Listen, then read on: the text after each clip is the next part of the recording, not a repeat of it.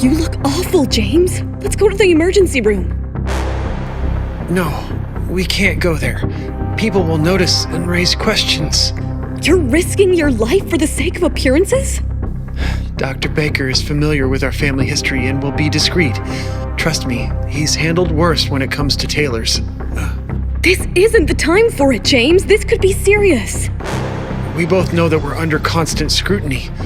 If anyone gets to know that I've been poisoned, the scandal it would cause, the questions it would raise, you know the outcome. Then a discreet funeral must also be a part of the plan, isn't it, James? You certainly have a way with words, Emily. A funeral. Not yet, I hope. Please, just call Dr. Baker. All right, but you promise that if he suggests going to the hospital, you won't argue. I promise. Yes, Miss Emily? James is ill. Has anyone else fallen sick? No, Miss Emily, everyone else is quite all right. Marianne, has anyone, apart from the regular staff, been around the food or drinks tonight? Well, I believe Mrs. Mary Taylor insisted on making the after-dinner tea herself. And does she regularly do that? No, Miss Emily, usually that's the kitchen staff's responsibility. Okay, you please hurry with the doctor. Sure. Why do you think Aunt Mary might have poisoned you? She commented something about how sometimes we need little push to see things, while giving me the tea. And you still drank it?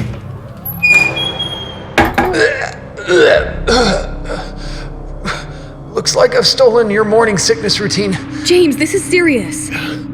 I know, Em, but I didn't want you to worry. Emily, I'm scared. I didn't want to show, but I am. We'll get through this, James. We will. Their conversation was halted by the doctor's arrival. After a thorough examination and taking in a detailed account of the night's event, his expression turned serious. Mr. Taylor, if you suspect poisoning, we must pump your stomach immediately. The sooner we act, the better. Doctor, just do it, please. I need it to stop. Let's take him to the medical emergency room.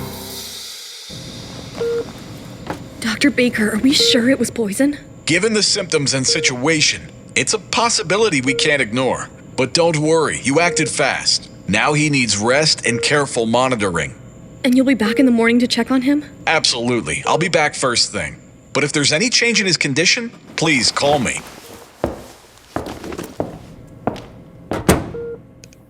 You know, I never thought in sickness and in health meant you holding a bucket while I vomited poison.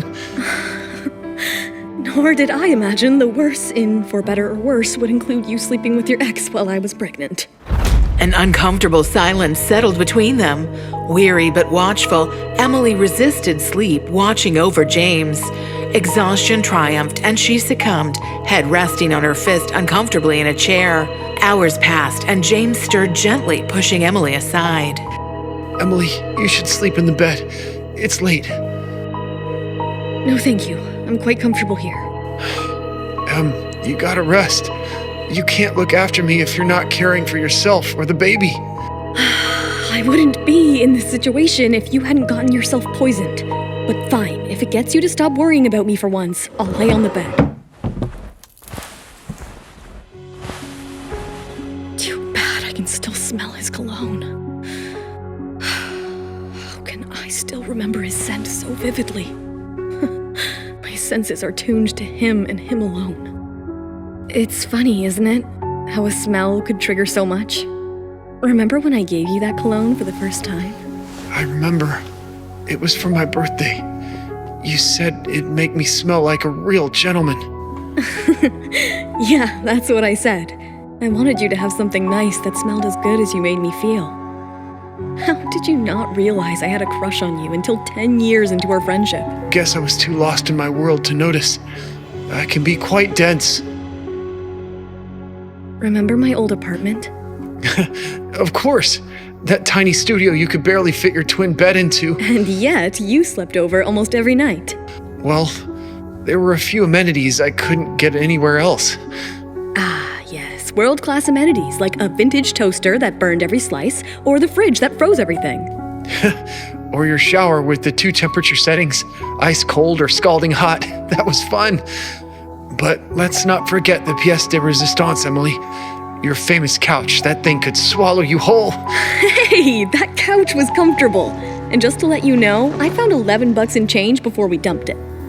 The banter was light and warm, a gentle touch on their strained relationship. Yet, amidst the laughter, Emily sensed a tug of unresolved issues, and a slight chill crept into her voice. We had Anna over for dinner at that apartment, didn't we? Weird to think that I once hosted your future mistress. Emily, James, why did you cheat on me? I was lost, Emily. I thought maybe I never got over her. There was always the feeling of what if when it came to Anna. She was an escape. And I was what? A mistake? A burden? No, Emily. You're the best thing that's ever happened to me.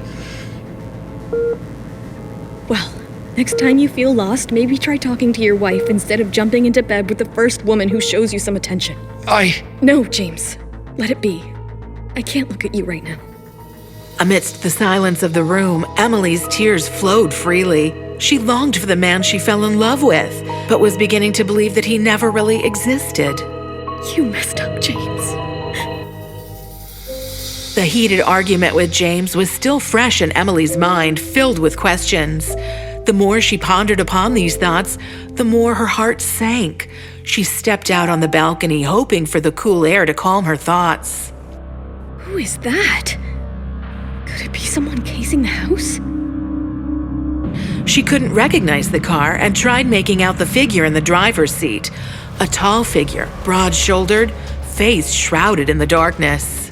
No, calm down, Emily. Or could it be related to the poisoning? Or what if it is related to James's embezzlement scheme and frauds? James, what have you gotten yourself into? Anna needed help with an errand. Be back for lunch. Tell fam I'm in a meeting. James, you...